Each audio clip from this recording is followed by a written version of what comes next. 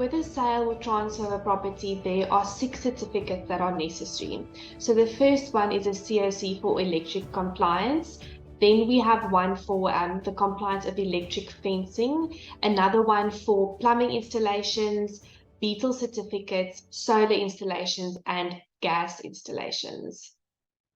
These certificates are necessary because it certifies that a qualified inspector has gone out to the property and certified that specific building and safety regulations have been complied with.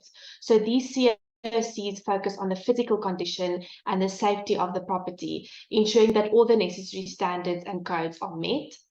The certificate is required when we transfer property, and also just important to note, if there has been any amendments, renovations, or modifications to any of those 6 things that I've mentioned, the certificate needs to be reissued.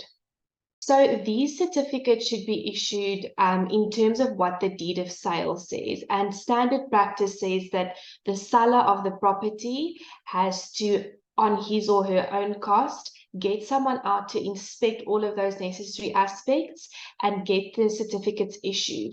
And normally what the deeds of sale state is that between the parties on date of registration, the seller has to ensure that the certificates are delivered to the purchaser. The validity of the certificates depends on the specific element. So for electricity, it's normally 2 years. That includes solar. For the beetle certificate, that has a validity of 3 months. For plumbing/water, it's 6 months. For gas installations, it's 5 years.